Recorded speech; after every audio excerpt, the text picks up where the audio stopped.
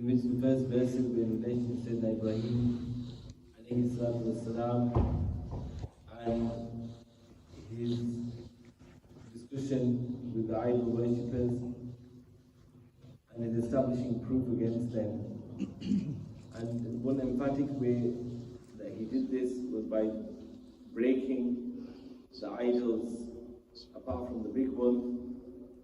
And when they asked him, did you do this to our idols, to our gods, O Ibrahim? Then Ibrahim alayhi salam said, moreover the big one did it. Ask them if they speak.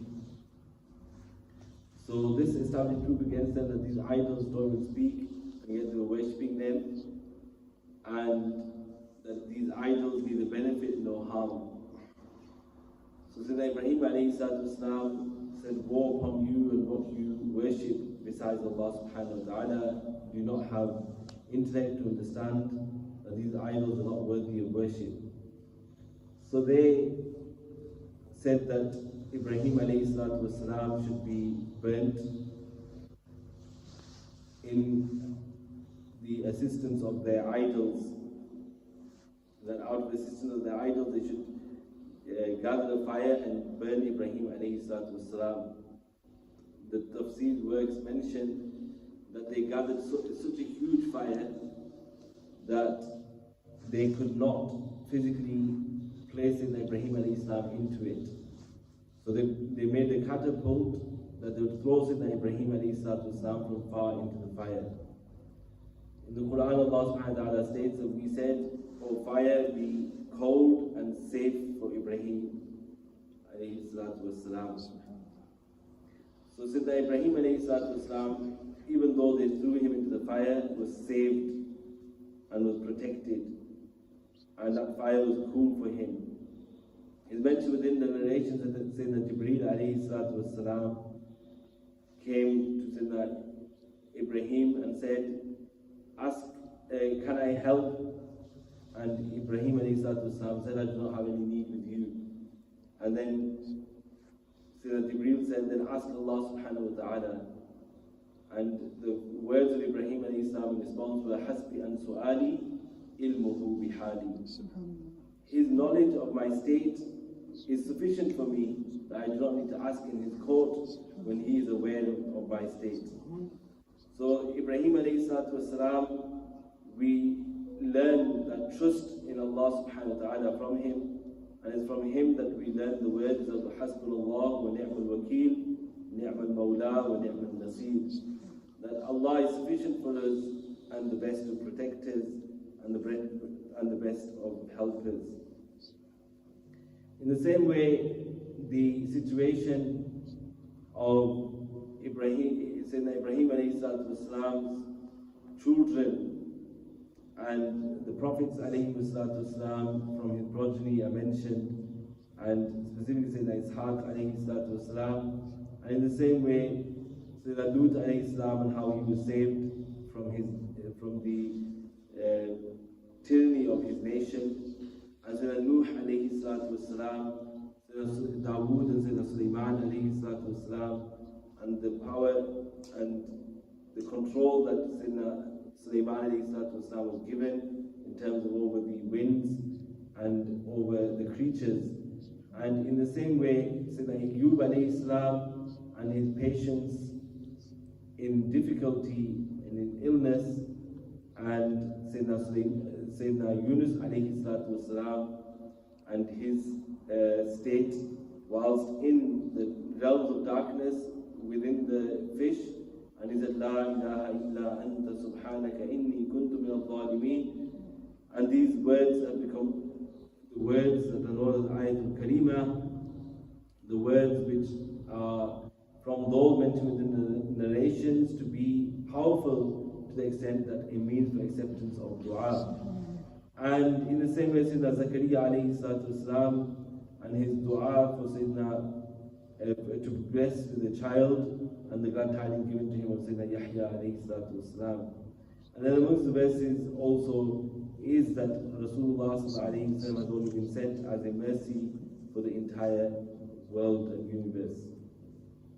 Then Surah Al-Hajj And in Surah Al-Hajj, specifically, while there's so many verses, but specifically as it's called Surah Al-Hajj, Sayyidina Ibrahim alayhi salatu wasalam being told to call out to the people, and that the people will come from every corner of the world, and every narrow place and vast place, wherever in the world, they will all turn towards this land and they will come to perform Hajj.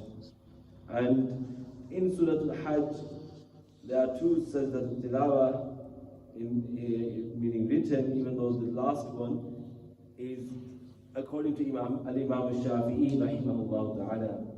Now the four Imams, they differ in relation to the amounts of sujood al-tilawah within the Quran. According to both Al-Imam Abu Hanifa rahimahullah and Al-Imam Shafi'i rahimahullah ta'ala, there are 14 sujood al-tilawah within the Quran. But which ones are they? They differ about this.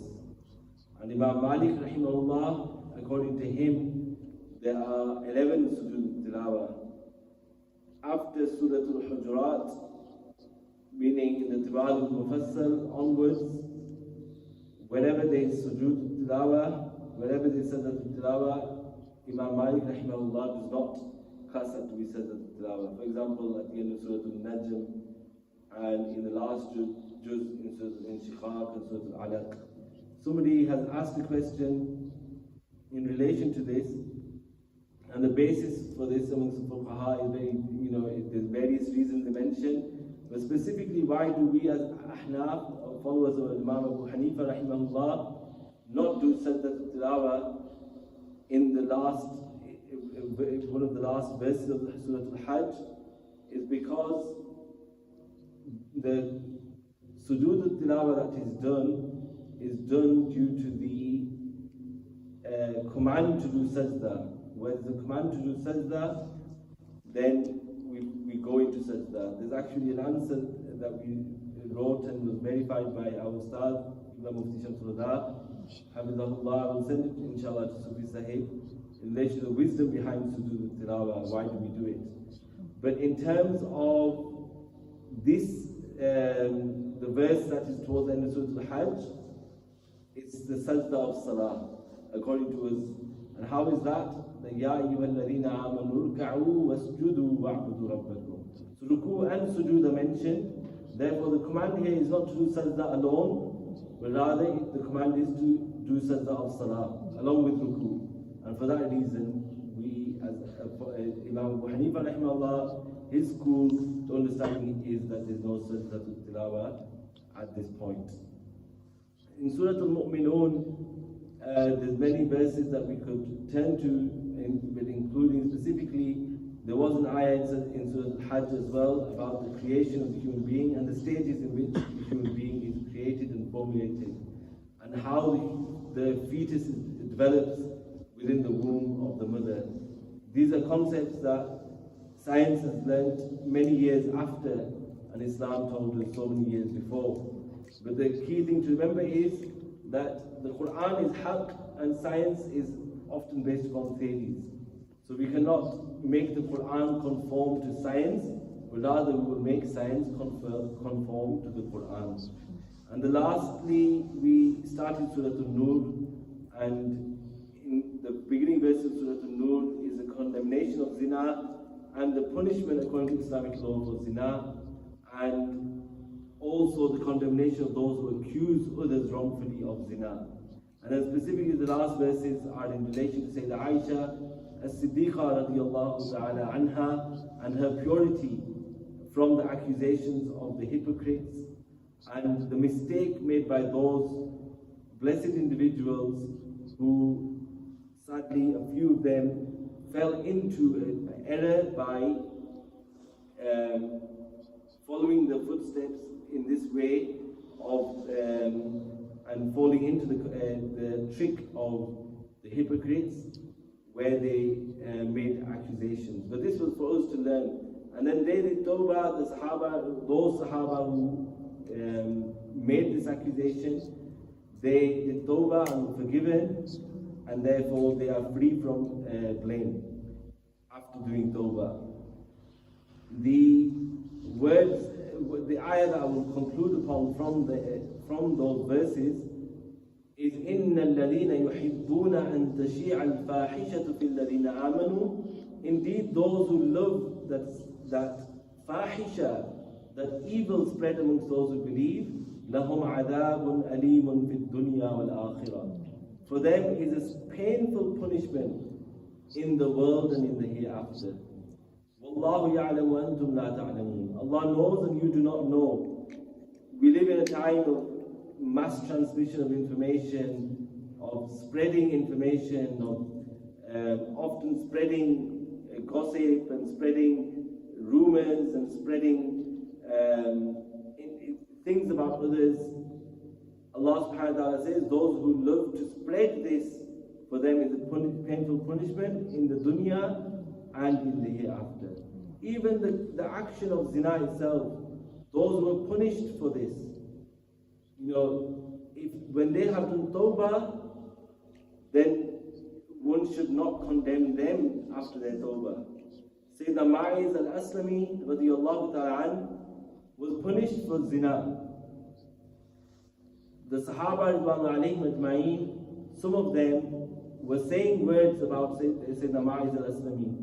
And Rasulullah sallallahu alayhi wa sallam said, do not say anything about Ma'iz al-Aslami, for he has done such a tawbah that if that tawbah was to be spread across the whole world, it would be enough for the whole world. So Islam does not teach despair.